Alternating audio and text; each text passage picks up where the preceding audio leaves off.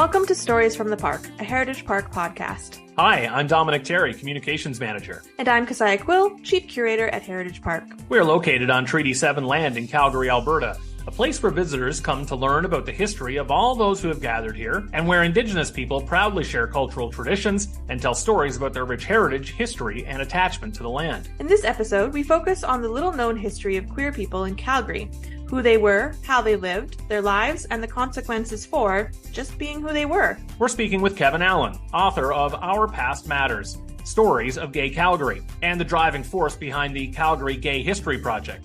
And just a warning, this episode may contain mature subject matter.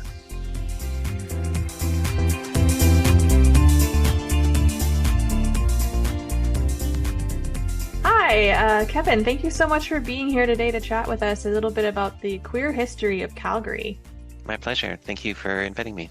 It's something that we don't talk about a lot at the park, but as we've spoke about before on our podcast, it's history adjacent. We knew that there are people, queer people who lived in Calgary, over the last, hundreds of years, however long people are here, there have been queer people here. So, it's really interesting to jump into it. So I guess to start, Kevin, how hard is it to kind of dig up these stories, especially as you get farther back in history? Yeah. Kind of what are the challenges surrounding that? Well, for most of the 20th century, we were a very marginalized community. So our stories weren't kept in archives and libraries and institutions, probably like Heritage Park. So when I started the project in 2012, it was a lot of oral history, talking to anyone that was queer that had gray hair, and people in that generation don't even like the word queer. But then going back even farther into like early settler Calgary, there's no lived experiences anymore, and so you have to really kind of squint through the historical record to kind of see evidence of the queers who came before us. But there is some, because it was a criminalized sort of act. So it's sort of one of the major sources is court cases and things like that of people who ran afoul of the law because of how they're who they were loving. Right. That is a challenging kind of space to explore. So we know a lot that early Euro-Canadian experiences of Western Canada have really heavily male demographics. And I know that a lot of people just think and assume that there weren't kind of sexual relationships or romantic relationships between these men. But we know that that's not at all accurate. Do you want to explain a little bit about that kind of culture and that experience of... Yeah. I need to kind of back up and talk about how homosexuality is sort of a modern, like as a gay identity, is a kind of a modern concept that really started to come around in the 1940s. Men had sex with men and women had sex with women, sort of in passing, without this sort of sense of it defining their personhood. So it's also challenging to research, because it was different. And so you're right. There's lots of research that talks about sort of settler towns on the borders being very homosocial environments and like very male dominated. And if you look in Calgary's sort of settler historical record, that first decade in the 20th century, I think I've read old Calgary Herald articles that said it was 75% male. So a lot of, men are going home in the cold, if they're not sort of bunking with their friends. And there was a lot of sort of homosocial spaces, like boarding houses, pool halls, that kind of thing. The first Alberta hotel was considered a male mecca, a place where men could, kind of socialize with each other and have these sort of very intense friendships, which maybe verged on the romantic. So it was a very blurry sort of situation for men who were seeking companionship and comfort with other men. And then there's also the fact of Southern Alberta had a lot of the British remittance men. So these were usually peers or sort of high status UK individuals who were sort of notorious in their families, and they were sent away to the colonies to kind of, keep their family reputations back Right. home intact. So the black sheep of the family, Mm, and they're called remittance men because they got this monthly allowance to stay. And a lot of them took up ranching in southern Alberta, and they'd come into Calgary once a month to pick up their remittance checks and have big parties and stuff like that. And one of the reasons that you were a remittance man was because you had these inappropriate sexual relationships with other men. yeah. So there was a lot of them here, and I mean, they did interesting things. They started polo clubs, and there hasn't been a lot of work about sort of their relationships, but I'm sure that there was sort of a definite queer um, vibe in some places in early Oh, that's Calgary's history. fascinating. That is Would absolutely those fascinating. would those remittance men would they be, for lack of a better word, sort of flamboyant about it, or would these relationships still be on the down low because of the kind of the heteronormal idea of society at the time?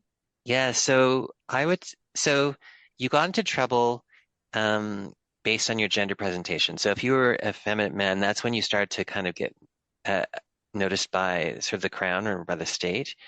But there Mm, were a lot of men who could kind of pass, and then no one ever questioned their behavior.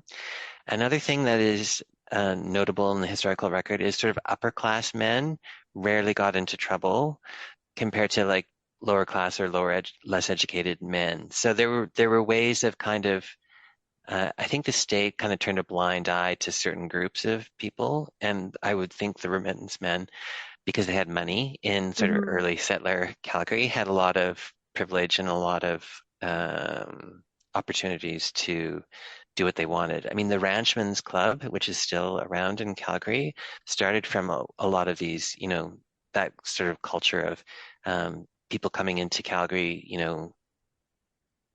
on a monthly basis to pick up their Right. checks, and the Ranchmen's Club actually had houses, like they had sort of bedrooms for Yes. people that were just stopping in from spending a weekend in Calgary and stuff like that. So and then coincidentally, or maybe not, the Ranchmen's Club where it is now on 13th Avenue, that was the site of the sort of gay prostitution stroll for decades and Mm, decades, so there's this kind of like through line from early settler Calgary to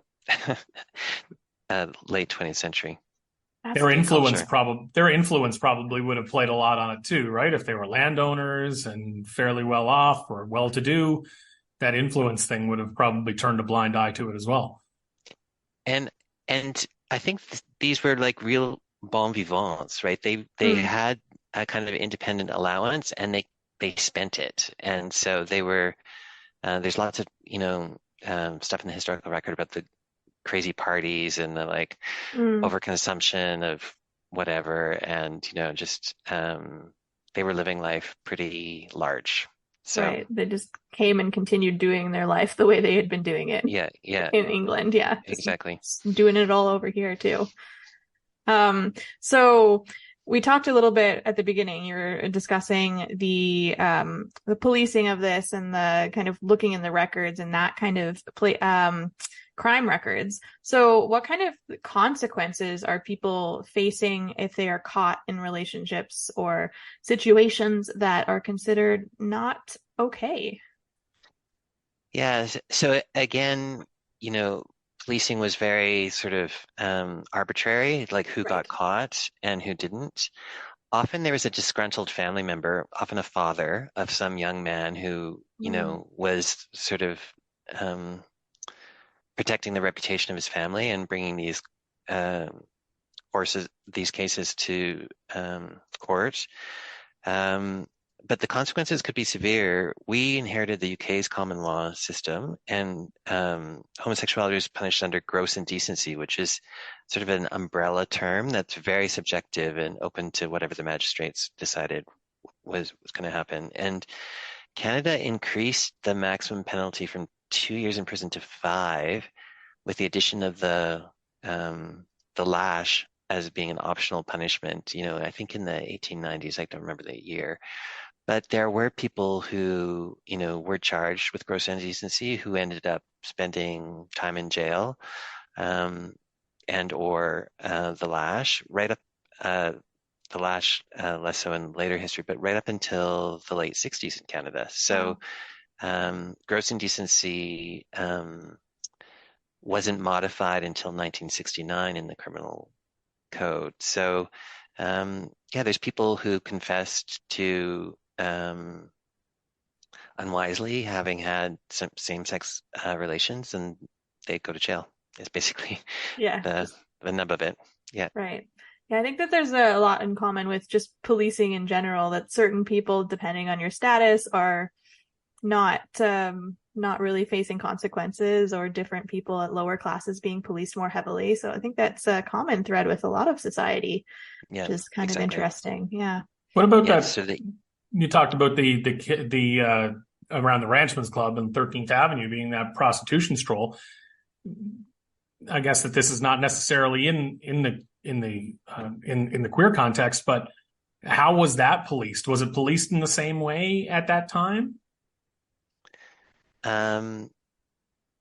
So I don't know much about the historic Mhm. policing of gay prostitution, but sort of in the 20th century context, it was sort of difficult to police right up until like the Calgary police was working with the gay community to try and move the stroll in the 80s unsuccessfully. And there was a lot of sort of complaints from people who lived in the area that it was, something they didn't want in their backyard, and they wanted to eradicate it. But it was one of those things that have been with society for a long time, and there's a market for it, and it was hard to police. So that's a good question about early Calgary history, how that all shook down, or what it looked like, or how it was regulated. Jumping back to our time period that kind of the park represents there, we know that you found some specific stories through your research of kind of pre-World War II, early settlement times. What are some of those interesting stories that you can kind of share with us of what you found in those times? Yeah, there's another queer historian, Jarrett Henderson, who did some research on a court case in the turn of the 20th century. There was a lawyer in Calgary named James Smith, he's actually one of the founders of the Calgary Bar in 1890. He was in his 40s. He started having an affair with a 16-year-old man named Walter McHugh. McHugh House is the McHugh family were a famous sort of local family. And in the court records, it was consensual. Like Walter, who's the young man, talks about it was something he chose to do. And there was, a criminal case around charging the older lawyer with gross indecency. And it was eventually he pled not guilty and like kept quiet just he was normally a very voluble lawyer, but in his case he said it's just not true, not true, not true. And eventually the case was thrown out, which shows that kind of like high status professional people can somehow slide through. But that court case was really interesting because in the record it went into some detail about their sex acts and the fact that it had this consent sort of thing attached to it. The McHugh family didn't get the father didn't get the sense of punishment that he wanted. But it's interesting that, right, I think it was 1900, or sorry, 1900 that this court case happened, that sort of early Calgary wasn't very large, that there's these kind of stories being sort of, I guess, debated by society through the Crown and the local magistrates. One of the most famous and interesting stories that I have found was like pre-Calgary, pre-settler Calgary. There was a French-Canadian want-to-be priest named Jean Leroux, who was born in sort of the Montreal area in 1830. He was kicked out of seminary school in Quebec for having been found in bed with another male seminary student. He came out to the territories. We weren't Alberta then, and ended up in St. Albert at the missionary there with the mission there, and got kicked out again. And because he had this very sort of volatile, fractious relationship with the Catholic Church and the Catholic missionaries, he ended up finding comfort and alignment and friendship with the Siksika, the Blackfoot, in the territories, and he became the most fluent Blackfoot speaker in the territories, and sort of became part of Blackfoot culture. Like, he lived with the Siksika and became close personal friends with Chief Crowfoot. He wrote the first Blackfoot English dictionary for the traders in Fort Calgary. Wow. And sort of mapped the region. And when Treaty 7 was getting signed in 1877, the Lieutenant Governor, David Laird, wanted Jean Leroux to translate on behalf of the Crown, and he refused. He said, I'm translating on behalf of the Indian chiefs who are, my friends. And he did. And so when Treaty 7 was here for Canada 150 at Fort Calgary, like, you could see Jean Leroux's signature on the document. Wow. The reason he sort of rejected settler culture, was because the Blackfoot or the Siksika had space for different sexual orientations and gender identities in, their sort of pre-colonial culture. And so the settlers coming in brought their sort of, I guess, Christian Moors with them that didn't have a lot of space for people who fit outside a certain box. So that's a super interesting. So right at the founding of sort of Calgary's proto-history is this, gay history story. That's amazing. I think that you can kind of see connections between that kind of story and a larger span of Western history, of just it being a space that offers some people opportunity to be themselves for this period just before all the crazy amount of settlement and new rules in society are coming in, that there's some opportunity for people to come and find acceptance. Yeah, and live kind of outside of, the norm. Yeah, exactly. Yeah, there's more space maybe in early settler Calgary history to be like that. But especially with the Indigenous peoples as well, who always believed in a two-spirit, whatever, label that white people may want to put on it, whether it's queer or whatever, is that was deemed to be a normal way of living for Indigenous people. Yeah, the Siksika also had, so every First Nation is different with respect to their queer history. But the Siksika also had a category. They had different genders, but there's one, I don't remember the Blackfoot name, but the manly-hearted woman. And they had a famous chief who was, two-spirit, who she took a wife, and she, participated, like, and she's famous sort of, as a hero in their history and in their culture. And so, two-spirit history is also sort of an underexplored sort of research area for historians. Yeah. That's great. There's been lots of things you've touched on. Even just, you can see connections to the park. We've talked about in our ranch house the polo matches, and we talk a little bit about our remittance men. And I don't think we've ever considered or explored the idea of kind of homosocial relationships and what these men were really up to. We talk about, they're like kind of fancy rich guys that come out here and just mess around, but like, what are they doing? We haven't really talked about that. So that's actually really exciting, because you've given me some thoughts on things that we could potentially explore together in our space. Yeah. Well, queers often, sort of are hiding in plain sight sort of thing, because most people have this kind of like, in a non-pejorative way, heterosexist view of the world. Like they just, default to like that guy, that's a guy, that's a girl. They must be, attracted to each other or whatever, and make all these assumptions without ever considering, that there could be other possibilities. Yeah, absolutely. It's kind of hard to see because of the way we've recorded it. Exactly. Yeah, no especially because of how we recorded it. Yeah, and who recorded it. And who recorded it. Yeah, that's an excellent point. Mm-hmm. Well, I think Kevin, that covers pretty well what we're wanted to ask you about. Is there anything else? Any other interesting things that you wanted to bring up that's in your research that you think that lends itself to this conversation? No, I think I'm really delighted that you're interested in exploring these history adjacent sort of subjects, and maybe it's not even that adjacent. Like maybe it's actually, a core part of the story that just hasn't been explored and needs more research. So thank you for your interest in queer history. Yeah, if we were wanting to find out more about Calgary's gay history, where can we find some more information?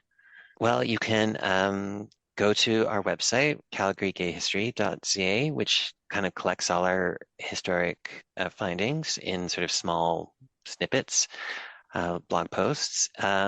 I wrote a book called Our Past Matter, Stories of Gay Calgary, which you can get at independent bookstores or at the Calgary Public Library. We're always looking for more people who are interested in doing this research. It's all sort of a volunteer collective that works on this. So anyone who's interested and who wants to do research or has stories to share is welcome to contact us through the website. That's awesome. Thank you so much for sharing. Yeah. All right. Thanks, Kevin. Thank